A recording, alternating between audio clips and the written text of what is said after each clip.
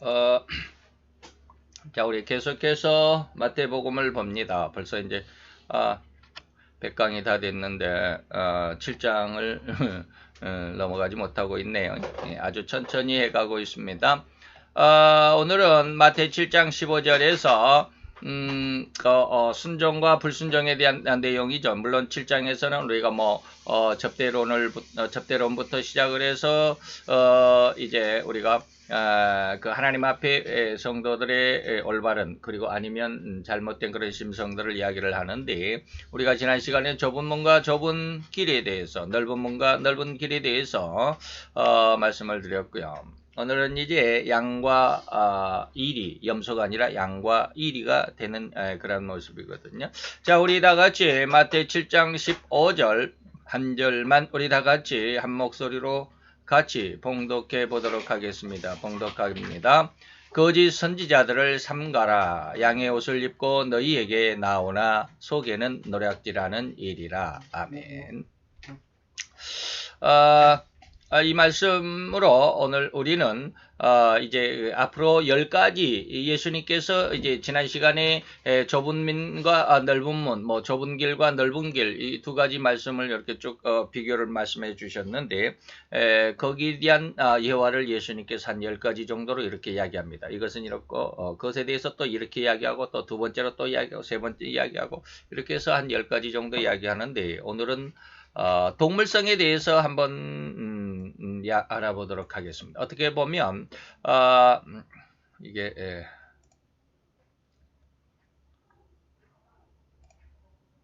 선택이 잘 안 돼. 어떻게 보면 오늘은 양이 나오고요. 또는 이리가 나옵니다. 그래서 이게 이제 동물적인 어떤 내용이죠. 그래서 동물성이라고 이렇게 말할 수 있습니다. 그래서 양과 이리로서 우리의 신앙의 어떤 그 습성, 신앙의 생태, 형태를 알려주고 있는 그러한 내용입니다. 즉, 양은 좁은 문을 통과해서 좁은 길로 나아가서 승리하는 신앙인을 양으로 의미를 하고 있고요. 이리는 넓은 길로 나아가서 넓은 길에서 즐거워하다가 결국에는 멸망에 이르는 사람이라고 설명하는 것입니다. 그런데 우리 인간들은 거의가 우리말에 뭐라는 말이 있습니까? 겉보기에는 우선 먹기에는 수박이 달다, 뭐 이런 거 있죠. 또 꽃감이 달다, 뭐 이런 말이 있습니다. 또 이런 말과는 좀 다른데, 외상이면 소도 잡아먹는다, 이런 말과는 좀 다른데 거의 비슷한 내용이라고 저는 생각을 하거든요. 다시 말하면 지금 이 순간에 또 조삼모사다, 이런 말도 있죠.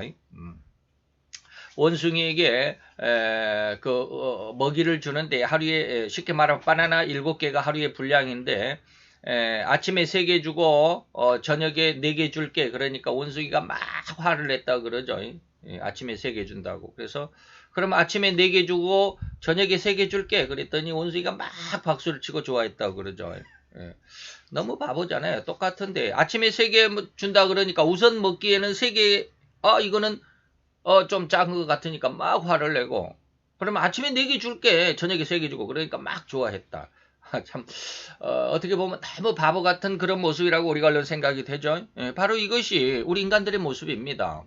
인간들은 우선 넓은 길로 가서 그냥 우리 육신의 삶, 그러니까 쉽게 말하면 우리 인간은 영원이라는 걸 생각을 못하고 있습니다. 영원한 삶, 그리고 저 천국이 있다라고 하는 것을 전혀 의식을 못하고 또 믿으려고도 또 믿지도 못하는 그런 상황이죠. 그렇기 때문에 이 육신 속에 있을 때 더 잘 먹고 더 잘 살고 더 행복하고 더 즐거워하고, 그리고 또 성공했다라고 하는 이런 것으로 인해서 뭐 한다? 넓은 길에서 즐거워하다가 이 말이에요. 결국에는 영원한 멸망에 들어가게 되는데, 이것을 사람들은 결코 이해하지를 못하죠. 오늘날 이 정부가 지금 그러고 있는 것인데, 저는 이 정부가 지금 이러고 있는 게 하나님 앞에 지금 엄청난 매를 맞기 위한 준비다라고 이렇게 생각을 합니다. 굉장히 두려워할 그런 말인데, 어쨌든지 양은 어떻습니까? 좁은 문을 통과하여 좁은 길로 나아가서 승리하는 신앙이 된다. 그러니까 현세적인 것보다는 미래적인 어떤 미래지향적인, 그리고 결과적인, 그리고 그 결과가 더 좋은 것을 향해서 지금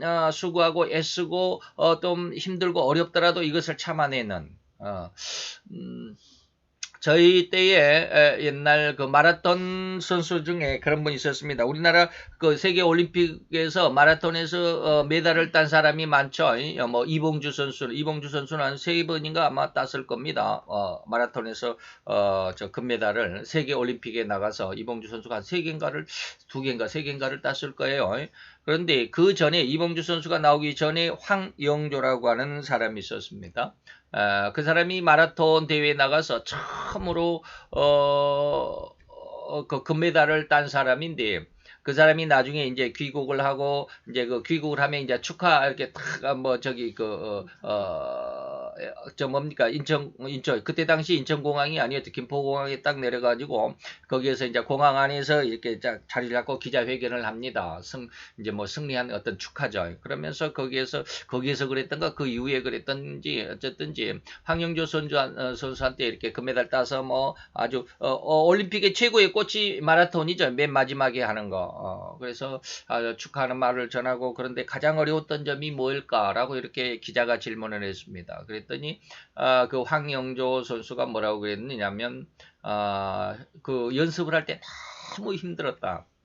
그래서 이제 버스를 타고 어디까지 이제 가가지고 거기에서 이제 내려서 거기서 그 막 산으로 이렇게 마라톤은 운동장에서도 하겠지만 막 산으로 돌아다녀야 되죠. 그래야 이제 훈련이 되는 산으로 돌아오고 나서 이제 다 훈련을 마치고 차에 타면 완전히 녹초가 된답니다. 그래서 너무 힘들어가지고 한 번은 그런 생각까지 들었대요. 어떤 생각이냐? 이 차 바퀴 밑에 좀 누워 있고 싶다. 차가 그냥 지나가 버리라고. 얼마나 힘들었으면 차 바퀴 밑에 누워서 그냥 차가 지나가면 내가 그냥 쉽게 죽겠다라는 그런 생각을 할 정도로 그 연습이 힘들었다 그러죠. 그 연습이 힘들었기 때문에 그런 결과를 가졌거든요. 그때 이 황영조 선수하고 둘이 경쟁했던 사람이 일본 선수였는데 일본 선수는 그 경기를 마치고 양쪽 무릎인가를 수술해갖고 다시는 뛰지를 못하는 그런 엄청난 어려움을 겪었는데 황영조 선수는 물론 그 위에 어떤지는 모르지만 그래도 지금까지 잘 활동을 하고 있습니다. 지금까지 뭐 선수는 뛰지는 않지만 어쨌든지 우리는 어떤 결과가 그리고 어떤 목표가 있으면 그 목표와 그 결과를 얻기 위해서 차분한 계획을 세우고 그 계획 속에서 엄청난 수고와 노력이 필요하죠. 무엇인가를 얻으려면 그만큼 수고하고 노력을 해야 된다라고 하는 것입니다. 자, 이러한 내용들로 한번 이야기를 해봅니다. 즉, 이 양은 자기를 희생하는 동물입니다. 오늘은 이제 조금 길어질 가능성이 있는데 그냥 설명을 많이 붙이진 않겠습니다. 제가 지금 서론에서 많이 말씀드렸으니까 자 어떠하든지 양은 어떠한 동물의 습성 어떠한 행태를 가지느냐 다시 말하면 좁은 문과 좁은 길 안에서 그러지만 그 결과는 영원한 생명 승리하는 신앙 영원한 생명이라고 하는 그런 삶의 모습 안에서 양은 도대체 어떠한 동물이냐라고 하면 양은 뭡니까? 희생하는 동물이다. 여러분들이 이런 것을 잘 생각하면 별로 좋아하지 않을 것만 같아요. 자, 양은 뿔도 장식품으로 나눠집니다. 그죠? 양각 나팔 이런 것도 있죠. 사람들에게 소식을 알리는 나팔로도 쓰일 수 있도록 내어주고 고기는 양식으로 털은 이불과 옷을 해 입을 수 있는 재료로 내주고 그리고 뼈까지라도 건강식으로 푹 구워서 먹을 수 있도록 내어주는 아낌없이 주는 그러한 동물로 묘사되어 있습니다. 그리고 마태복음 25장에서는 이 양의 생태를 뭐라고 그랬느냐면 남을 이해할 수 있고 또 남을 인정하고 도와주는 그러한 생태였다라고 이렇게 말하고 있습니다. 자, 25장 32절로 40절까지 보니까 모든 민족을 그 앞에 모으고 각각 분별하여 목자가 양과 염소를 분별하여 내는 것 같이 하여 양은 오른편에 염소는 왼편에 두리라. 그때 임금이 그 오른편에 있는 자들에게 이르시되 내 아버지께 복받을 자들이여 나와 창세로부터 너희를 위하여 예비된 나라를 상속하라. 누구에게? 양에게 그랬다 이 말이죠. 그런데 양은 어떠한 일을 했느냐면 이런 일을 했습니다. 내가 배고팠을 때 이 말이죠. 줄일 때 너희가 먹을 것을 주었고 내가 목말라 할 때 너희가 마실 물을 주었고 나그네 되었을 때 너희가 나를 영접해 주었고 내가 벗고 헐벗을 때 옷을 입혀 주었고 내가 병들었을 때 돌아보아 주었고 뭐 병문안도 와 주었고 그랬죠. 옥에 갇혔을 때 와서 나를 위로해 주었다라는 이러한 6가지를 이야기하고 있습니다. 이에 대하여 의인들, 다시 말하면 양들은 어떻게 대답을 했느냐 하면, 주여 우리가 어느 때에 주의 줄이신 것을 보고 공개하였고 목마르신 것을 보고 마시게 하였나이까? 어느 때에 나그네 되신 것을 보고 영접했고 벗으신 것을 보고 옷을 입혔나이까? 어느 때 병드신 것이나 옥에 갇히신 것을 보고 가서 배웠나이까? 하리니 이 말이죠. 이게 자기가 뭐 난 그런 적 없는데요. 이런 뜻이죠. 임금이 대답하여 가라사대 내가 진실로 너희에게 이르노니 너희가 여기 내 형제 중에 지극히 작은 자 하나에게 한 것이 곧 나에게 대한 것이다. 나에게 한 것이다. 라고 이렇게 예수님 말씀하십니다. 이것이 뭐냐면 우리가 우리 삶 속에서 지극히 작은 사람, 옆 사람 한 사람을 도와주는 그것이 곧 하나님을 대접하는 것이고 하나님을 도와주는 것이다. 라는 그런 의미죠. 다시 말해 하나님은 가장 중요하게 여기시는 것은 하나님의 모양과 형상을 닮은 그 생명을 중요시 여깁니다. 그 생명을 대하여 우리가 천시하면 우리도 하나님을 천시하는 그러한 어떤 결과가 되고 그 상대의 생명을 귀히 여기면 우리도 하나님을 귀히 여기는 그런 모습이 된다라는 그런 의미입니다. 근데 우리는 결코 이런 것은 하나님을 생각하지 못하죠. 그래서 그냥 내 옆에 있는 사람 내 기분에 맞게 그냥 조금 좀 그 뭐 권세가 있게 생겼다 그러면 거 가서 아부하고 난리법석이지만 안 그러면 그냥 막 멸시하고 무시하고 그러죠. 이것이 바로 인간의 어떤 죄성입니다. 자, 양은 자기의 모든 한 일을 남을 위해서 한 일이지만 그것이 너무나도 당연한 것이지 그걸 결코 사람들에게 자랑이 된다는 의식이 없습니다. 그러는 겸손한 그런 성품이다라고 할 수 있죠. 그것도 지극히 작은 자들에게 하였다라고 하였으니 아주 작은 자라는 것은 뭐요? 내가 멸시도 할 수 있고 무시도 할 수 있는 그런 사람들이에요. 작은 자가 그 육체적으로 어린 아이를 의미하는 것이 아니라 어떤 그 사회적으로 그리고 어떤 신분적으로 낮은 우리가 멸시할 수 있을 정도의 그런 어떤 낮은 사람들 이런 사람들이라 할지라도 이 말이에요. 그런 사람들 지극히 작은 자들이라 이렇게 말하고 있습니다. 그들은 아무리 천한 사람들이라 할지라도 결코 멸시하지 않고 하나님의 형상으로 하나님의 모양으로 보아서 같이 아픔을 나누고 같이 힘써 도와주었던 성품의 사람들을 의미합니다. 이런 것들을 아시죠? 그런데 이제 나중에 이리에 대해서 여러분들에게 말씀을 드릴 때 이리는 뭐예요? 양의 탈을 쓰고 왔다. 겉으로는 정말 아름다운 모습으로 가지고 나왔지만 속에는 노략질하는 일이다. 오늘날 정의연 같은 그런 단체입니다. 그렇게 강력하게 제가 얘기를 해도 상관없을 것 같아요. 거기에 대표자로 있었던 지금 오늘부터 국회의원이 된 윤땡향 그 전 대표도 역시 마찬가지요. 정말로 그 위안부 할머니들을 위해서 자기가 헌신을 다하고 뭐 희생하고 자기는 뭐 아주 박봉으로 그렇게 산다고 그렇게 했으면서도 지금 그의 통장에는 뭐 3억인가 5억인가 있다 그러죠. 그리고 집을 세 채를 샀는데 전부 현금으로 샀다 그러죠. 말도 안 되는 일들인데 어제 나와서는 전부 아니다라고 부인했다 그러는데 자 넘어갑시다. 이따가 나오겠죠. 그러나 오늘 이 현실을 살아가는 우리 성도들은 절대로 간과해서는 안 될 중요한 신앙의 여정 다시 말하면 신앙의 어떤 성장 과정이 있음을 잊어서는 안 됩니다. 어렸을 때는 이런 뭐라 그럴까 남을 무시할 수도 있는 그런 어떤 인간의 육체적인 아니면 인간의 그 죄성적인 이런 모습이 많이 나타난다라는 것이죠. 그 방금 지극히 작은 자들에게 했다라고 하였는데 곧 그들은 아무리 천하고 천한 사람들이라 할지라도 결코 멸시하지 않고 하나님의 한 형상으로서 모양으로 보아서 같이 아픔을 나누고 힘써 도와줬던 성품을 의미한다라는 이 앞에 이 말을 제가 지금 여기에 따왔습니다. 이 말이 그대로 따왔습니다. 이런 말을 절대로 순종할 수만은 없을 것이다 이 말입니다.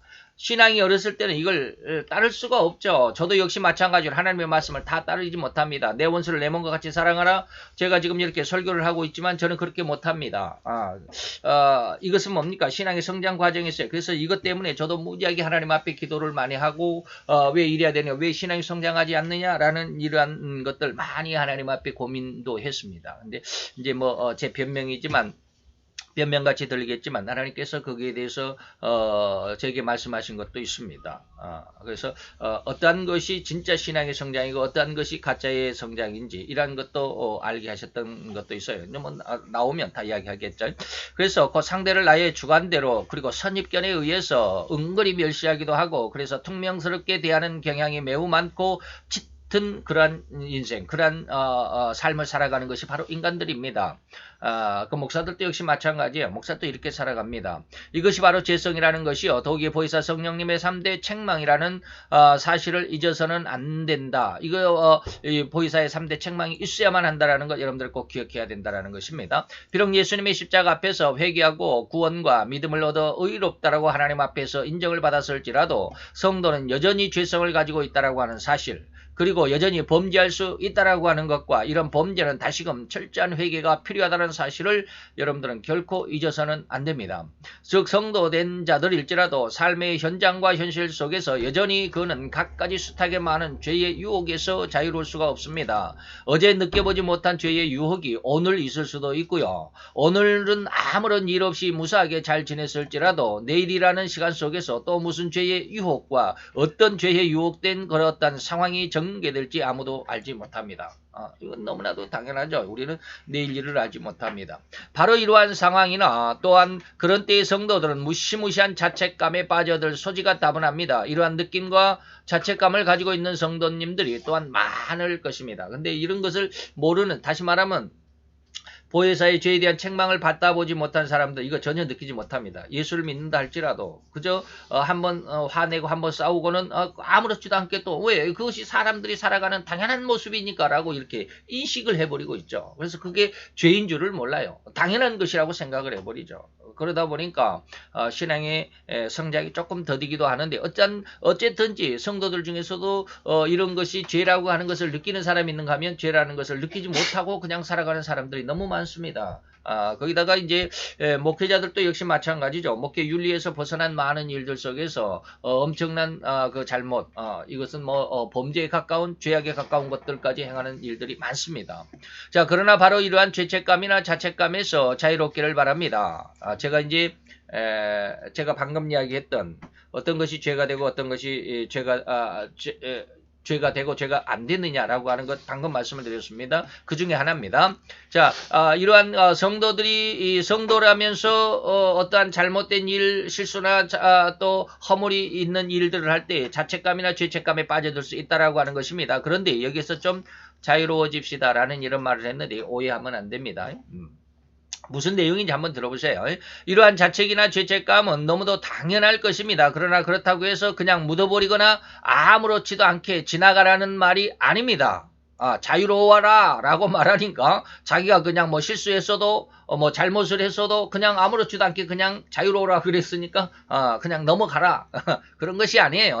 철저하게 회개하는 순간순간이 있어야만 한다라는 것입니다. 바로 이때 이 회개하는 이 모습을 가지고 하나님 앞에 내가 진짜로 성도인가 아니면 잘못된 성도인가 라고 하는 것을 알 수가 있습니다.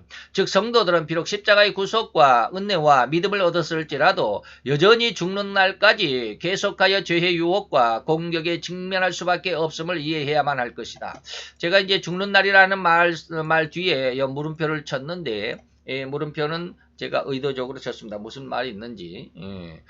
다시 말하면 우리가 교리 안에 우리 칼빈 교리, 다시 말하면 또 루이스 폴kop을 통해서 칼빈, 그래서 우리 장로교의 교리 안에서는 이 성화를 인정하지를 않죠. 죽어야 성화가 된다라는 이런 말을 합니다. 그래서 죽을 때까지 말이에요. 죽는 날까지 죄의 유혹과 공격에서 직면할 수밖에 없고 여기에 대면해서 우리 인간 성도들은 죄와 싸워야 된다라는 이런 어떤 교리 안에서는 이 죽는 날까지라는 말이 맞습니다.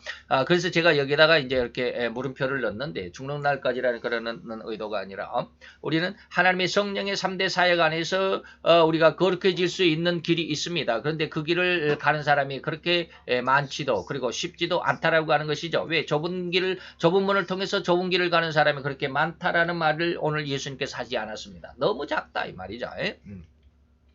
이제 그러한 상황, 곧 다시 말하면 죄책감이나 자책감에 사로잡힐 때는 반드시 이러한 일은 회개하는 일이 반복될 수 있고 또한 반드시 반드시 반복적으로 회개의 길로 나아가야만 한다는 것입니다. 이것이 바로 신앙 성장의 과정이고 반복이고 훈련의 과정임을 기억해 두시기 바랍니다. 결코 죄책감이나 자책감을 가질 일이 아니고 성도라면 반드시 거쳐야만 하는 과정이라는 것입니다. 이것이 바로 보혜사 성령님께서 성도들의 구원된 삶에 개입하는 증거입니다. 그래서 이제 급기야 죄를 이기는 신앙으로 목적으로 훈련시키는 것임을 기억하시고 잊어서는 안 되는 중요한 것임을 기억해야만 할 것입니다. 군대 가보면 교관이 있죠. 훈련할 때 뭐 이렇게 이렇게 뭡니까 그걸 뭐라고 그럴까 산악훈련을 한다든지 뭐 유교 훈련을 한다든지 뭐 높은 데서 뭐 위험한 고공 점프를 한다든지 하면 거기 가면 그 훈련병들이 그냥 혼자 하는 게 아니잖아요. 거기에 가면 교관이 있고 그 교관 밑에 또 조교들이 있잖아요. 조교들이 이제 막 시범을 보이면서 어떻게 하라고 이렇게 자세도 잡아주고 뭐 어떻게 하는 방법을 알려주고 막 그러잖아요. 그러면 훈련병들은 처음이니까 모르니까 그런 교육을 받았다 하지만 조교들은 모든 걸 다 알고 있잖아요. 또 더욱이나 교관은 더 잘할 것 같죠. 그러면 나중에 보면 조교는 실수를 안 할까요? 자기가 시범을 보이면서 실수를 안 할까요? 실수할 수도 있습니다. 그죠? 예. 지난 그다음에 이제 교관이라고 해서 그러면 자기는 모든 것을 다 100점 올 100점으로 그냥 다 잘할까요? 교관도 실수할 수 있을 것입니다. 이런 것을 한번 잠깐 생각을 해보세요. 우리가 신앙이라 할지라도 하나님 앞에 나가서 우리가 좀 더 신앙이 좋은 사람, 그리고 그보다 더 좋은 사람, 그리고 그보다 더 좋은 사람 이렇게 신앙이 어떤 단계가 있다 할지라도 어떤 더 우리가 생각하기에 목사를 할지라도 실수는 있다라는 것입니다. 이것을 부정하지는 말자라는 것이고 그렇다고 해서 이것을 완전히 다 그러니까라고 당연히 생각하지도 말자라는 것입니다. 이때 우리는 뭐야 실수할 때 누구나 다 실수는 할 수 있지만 성도든 집사든 아니면 목사든 실수는 할 수 있지만 정말 참 성도는 뭡니까? 그때마다 뭘 해야 된다? 철저한 회개가 있어야만 한다라고 하는 것입니다.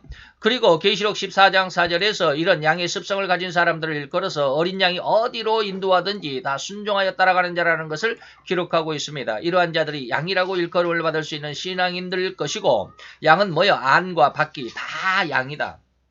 속마음도 양이고 겉으로 나타나는 외형적인 어떤 언행도 전부 다 양이다라고 하는 것입니다. 그래서 죽어도 희생밖에 없는 그러한 신앙의 사람이라는 말입니다. 그 다음에 이제 이리에 대해서 이야기를 해야 되는데, 어디 봅시다. 이리가 얼마나 많은지. 이리도 상당히 많을 얼마 안 되네요. 내가 왜 이걸 뭐냐면, 어제, 사무실에서 잠깐 어떤 그 동영상을 이렇게 한번 보다가 참 난감하더라고요. 나는 도대체 이러한 상황에 빠졌을 때 어떻게 대처할까? 답이 안 나오더라고요. 답이 안 나요. 어떤 상황이냐면 여러분들 지금 시중에 영화에 구해줘라는 영화가 있습니다. 조금 괴기스러운 그런 것 같아요. 아주 폭력적인 영화인데 그 중에 하나가 뭐냐? 그 중에 이제 아주 그 짤 영상이라고 그러죠. 한 부분만 이렇게 딱 해가지고 인터넷에 올리는 그런 사람들 있잖아요.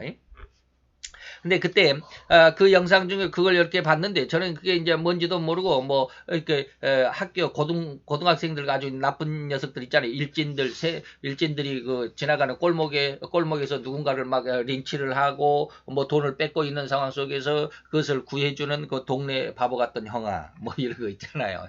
그래서 그렇다고 해서 이렇게 이제 혼내주는 형아, 동네 형아 딱 그래서 이렇게 딱 봤어요. 그랬더니 내용이 뭐냐면 고등학생 3명이 신사를 골목에다 가둬놓고 이제 막 이렇게 돈을 뺏는 거예요. 이 돈을 달라, 뭐 지갑을 달라, 뭐 막 이렇게 근데 나중에 이제 지갑을 뺏겨서 이렇게 보니까 목사라고 하는 신분증이 나왔어요. 그러니까 뭐 목사님이네, 막 이러면서 이제 막 가진 이제 조롱을 하죠. 목사님이면 가난한 사람을 위해서 다 내줘야 되잖아요. 혹시 우리가 목사님 한 대 때리면 우리가 지옥에 갈까요? 아니면 목사님 용서해 줄 수 있나요? 막 이런 그 구해줘 영화 보면 구해줘 2라는 영화더라고요. 그 안에 다 나올 겁니다. 그렇게 해가지고 뭡니까 그런 그 애들이 그냥 막 목사님을 그냥 막 린치를 하고 그냥 목사님 한 대 때리면 내가 지옥에 갈까 천당에 갈까 막 그러면서 목사님 한 대 때리고 목사님 막 그런 상황에 있는데 이제 동네 형아가 딱 나타나죠. 그 영화 배우 중에 아주 얼굴이 좀 흉악하게 생긴 흉악하다고 해서 좀 죄송한데 말을 좀 이상하게 하는 그 이름을 몰라서 그래요. 그 영화 배우 하나 있어요. 그 악역으로 나오는 그가 있어요. 그 형아가 딱 나오도 야 니네들 뭐하니? 그러면서 이제 세 명의 그 고등학생들을 이제 다 물리쳐서 이제 쫓아 보냈어요. 쫓아 보냈는데 이제 이 목사님은 고맙다 하고 이제 바닥에 떨어진 자기 지갑을 주워가지고 이제 가려고 그러는데 이 형아가 뒤에서 목사님 그냥 가시면 어떡합니까? 지갑은 주고 가셔야죠. 지갑 내 건데 왜 구해줘서 고맙습니다 하고 인사하고 그냥 가면 어떻습니까? 하고 지갑을 뺏었어요. 그리고 목사님이라며 목사님 뭐든지 다 줘야 되잖아. 그러면서 옷을 또 뺏어가고 또 신발도 뺏어 신고. 근데 이제 이제 외투를 뺏어서 동네 형아가 외투를 뺏어서 입었는데 그 속주머니 속에 이렇게 두툼한 봉투가 있어. 이게 이제 선교 헌금을 받아갖고 오다가 그 애들한테 걸린 거죠. 그러니까 거기 봉투를 보니까 5만 원짜리가 이렇게 많아요. 한 몇백만 원 될 것 같아. 그래서 그걸 이제 뺏어서 이제 그냥 그 동네 형아는 이제 뺏어가지고 나가고 뭐 이런 거기까지 인지인데 이런 영화예요. 그런 영화를 보면서 저도 한번 나도 목사인데 만약에 내가 저런 어떤 그 불량배들에게 걸려가지고 저렇게 골목에 린치를 당하고 있으면 나는 도대체 어떻게 했을까? 뭐 대항하면 아주 뒤지게 죽사발나게 얻어맞겠죠. 예. 그렇다고 해서 대항을 안 하면 또 다 뺏기겠죠. 그럼 도대체 무엇이 옳은가 이 말이에요. 무엇이 옳은가? 저 아직까지 답을 못 찾았어요. 물론 제가 그렇다고 해서 황비용처럼 싸움을 엄청나게 잘하고 이영거리처럼 무술을 잘하고 막 그래가지고 쟤들을 그냥 완전히 납작하게 코를 납작하게 해주고 그럴 정도는 아니니까 어떻게 해야 될지는 모르겠어요. 아직 답은 안 나와요. 어쨌든지 간에 이러한 모습 안에서 여기에서 뭡니까? 안과 양은 뭡니까? 안과 밖이 다 양이다. 이런 데까지 우리가 성장을 해야 되는데 이렇게 성장을 해야 되는데 이게 잘 안 되죠. 아무리 기도를 해도 우리가 정말 아까 방금 그런 제가 예화로 그 영화의 한 짤 영상을 말씀을 드렸던 것처럼 그때 그런 청소년들에게 이렇게 다 내주냐. 그냥 내주는 것은 이것도 말이 안 되잖아요. 그렇다고 그래서 거기에서 이제 이런 죄를 지으면 안 된다라고 또 설교 비슷하게 그런 정확한 윤리와 도덕을 이야기해주면 목사님 설교가 우리한테 설교를 하느냐 이렇게 또 나오기니까 참 애매해요. 근데 이런 것을 이길 수 있는 것은 어렴풋이 저는 답은 알고는 있어요. 어렴풋이 답은 알고 있어요. 근데 우리가 거기까지 도달을 못하니까 이렇게 힘든 거예요.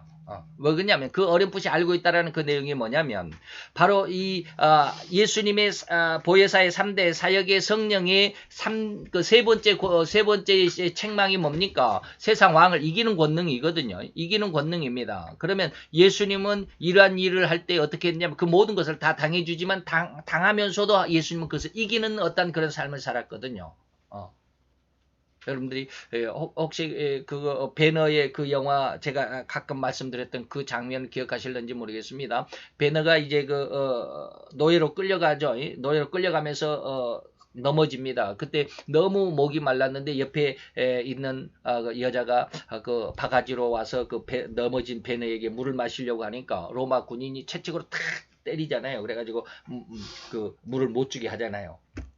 그런데 바로 그 상황에서 누군가가 이제 뒷모습만 나타나. 영화에는 뒷모습만, 얼굴은 안 나오는데 뒷모습만 나타나요. 원래는 뒷모습만 나타나요. 근데 어떤 영화에는 나와요. 와서 이제 그 바가지에 물이 든 바가지를 이렇게 뺏어가지고 베네에게 줍니다.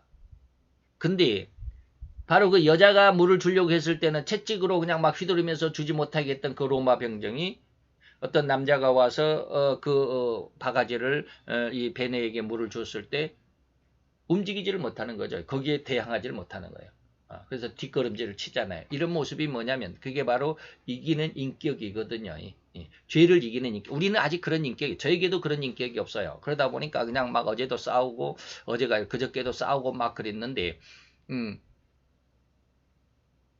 이걸 이길 수 있는 그런 어떤 모습이 뭐냐면 보혜사의 세 번째 권능입니다. 세상 왕을 이기는 예수님의 권능. 너희들이 세상에 지금 지고 있는 그런 죄성을 예수님의 어떤 은혜로 너희들이 이겨야 된다. 그래서 갖지 못했으므로 책망을 받는 거죠. 그러므로 예수님의 권능, 이기는 권능을 얻게 되는 거예요. 그게 보혜사의 세 번째, 3대 책망 중에 세 번째입니다. 이게 뭐냐면 안과 바퀴 다 양으로 성장하는 과정. 그래서 제가 늘 이야기하는 게 보혜사의 3대 사역의 세 개의 책망을 다 받아야만 된다라는 말이 바로 그런 것입니다. 그런데 아직은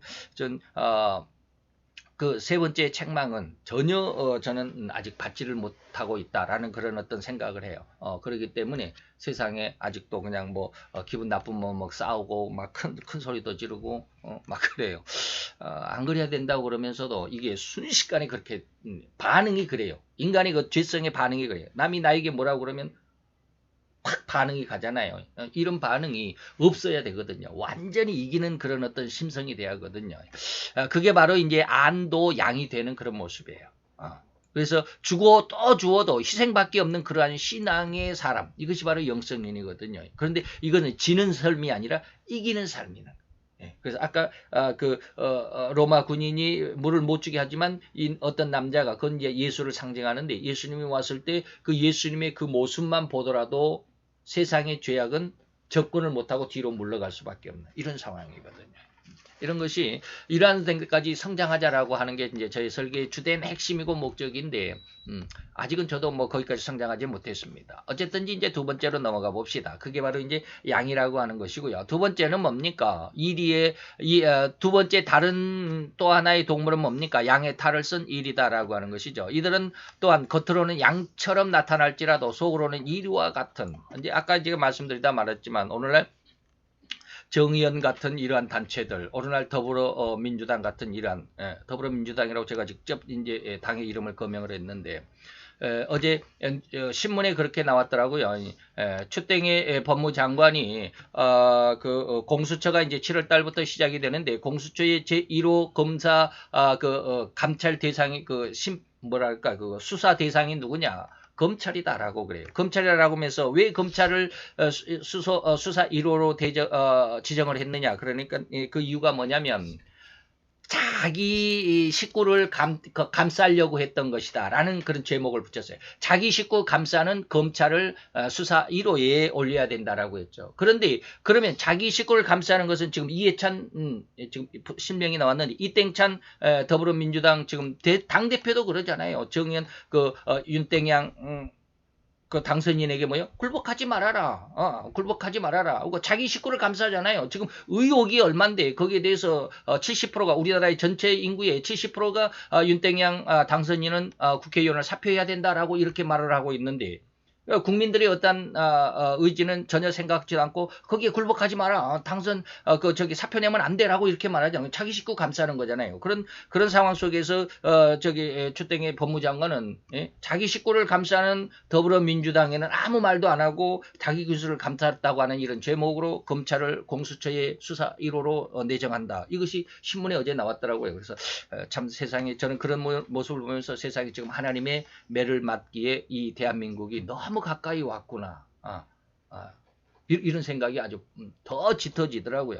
어쨌든지 그렇습니다. 그래서 제가 그 정대협이랑 뭐 정의연인지 정대협인지 뭐 이걸 자꾸 이야기하는 것은 뭐냐면 그들이 겉으로는 정말로 아름답잖아요. 이 나라에서 뭐 일본의 어떤 그 피해를 받은 위안부 할머니들을 위해서 헌신하고 노력하고 뭐 그걸 세계적으로 알려가지고 뭐 일본의 잘못된 것을 드러내고 그런 일을 한다고 하면서 겉으로는 그렇게 하지만 속으로 뒷면에는 모든 것이 뭡니까? 90%가 자기 욕심이라고 그러잖아요. 그 할머니들이 그러잖아요. 거기에서 모금을 해가지고 자기들에게는 10%밖에 안 온다.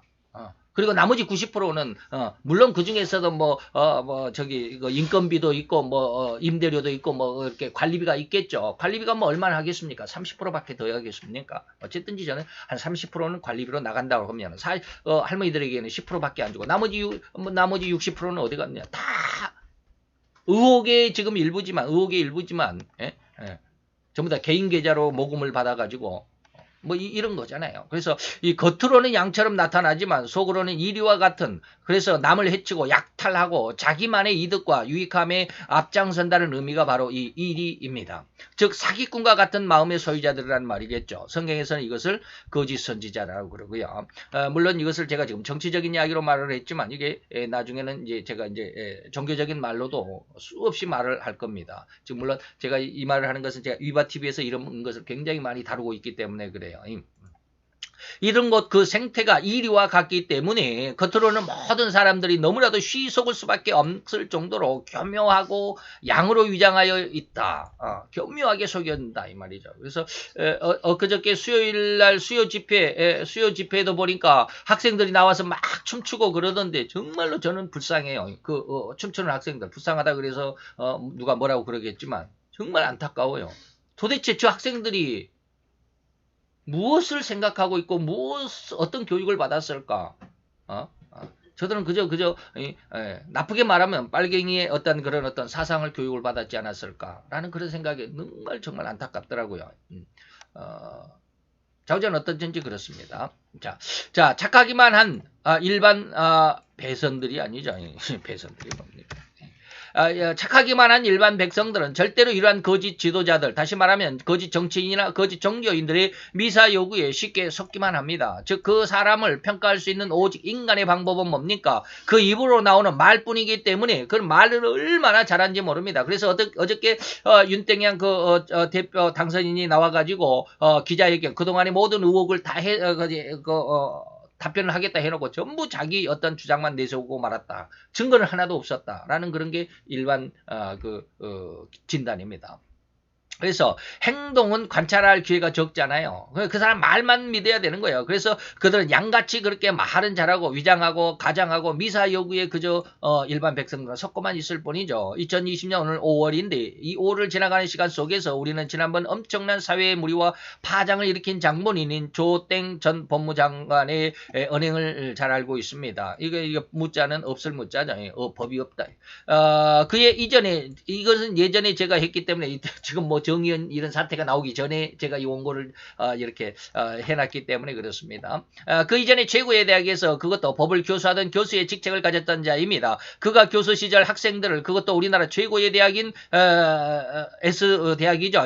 법학대학 그 S대학의 법학대학에서 법을 가르치면서 얼마나 준법을 강조했던 입이었는지를 지난 시간들 속에서 그자의 페이스북에 고스란히 다 담겨져 있습니다. 그러면서 그가 가진 그 전문적인 법을 악용했다라는 의혹이 너무나도 많이 밝혀졌고 그 일로 인해서 12가지 제목으로 검찰이 지금 기소를 받은 상태고 지금 계속 지금 재판 중에 있습니다. 진실로 언행이 불일치 않은 가장 사악한 그래서 양의 탈을 쓴 일이라고 주님은 진단하신 것이고 그래서 표리가 부동하다. 표는 겉표자입니다. 그리고 안에는 속 알맹이죠. 그래서 겉과 속이 부동하다. 동일하지 않다 이 말이죠. 유다가 예수님을 팔기 위하여 12제자 중에 있을지라도 다른 제자들 중에 단 한 사람이라도 유다의 마음을 꿰뚫어 본 사람이 없었습니다. 아주 감쪽같이 깜찍하게 속이고 숨어 있었던 그 유다의 마음이었죠. 곧 교계의 능력이 있고 명성이 있는 수많은 하나님의 종들이라 할지라도 그들은 자기들의 이권에 너무나도 앞장서 있음을 부인할 수가 없을 것이고 강단 위에서는 원수라도 사랑하라. 저도 물론 뭐 이런 말을 잘 하는데 잘 안 되더라고요. 현실 속에서는. 아까 제가 말씀을 드렸습니다. 그런데 그럴 때마다 우리는 뭐예요? 위선인 것 같지만 세상은 위선이라고 이야기를 하지만 그러나 우리는 하나님 앞에 매번 이럴 때마다 회개하는 기도 안에서 하나님과 교제가 있어야 된다는 말씀을 드렸습니다.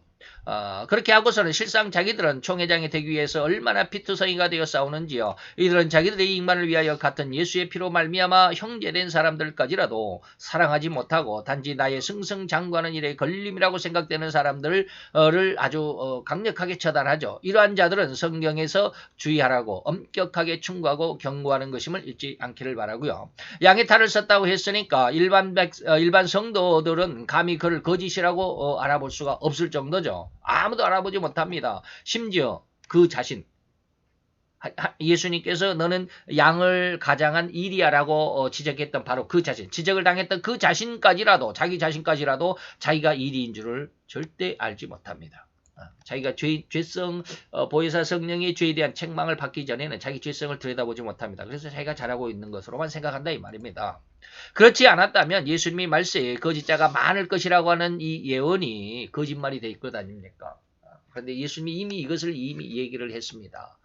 다시 말하면 예언을 했습니다. 그 예언이 지금 이루어져 가고 있고 그 어떤 종말이 와 있지 않을까라는 그런 생각도 해봅니다. 그래서 좀 주의했으면 하는 마음으로 그래서 나를 잘 살펴서 양의 탈을 쓴 이리와 같은 신앙이 되지 않도록 각별한 주의를 기울이는 오늘 이 시간 그리고 우리 성도님들과 우리 목회자들이 돼야 되겠다라는 그런 말씀을 드리면서 우리 다 같이 기도하도록 하겠습니다. 기도합시다.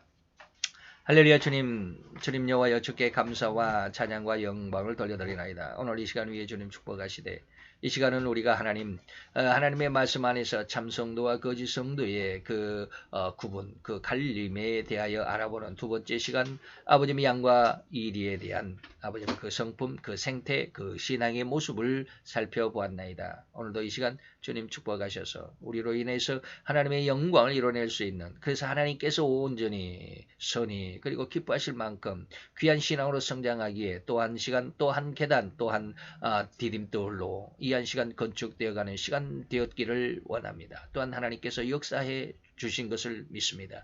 역사하시는 내 하나님의 영광을 바라며 또한 함께하기를 원하며 예수 그리스도 이름으로 감사와 기도드려 싸움나이다. 아멘.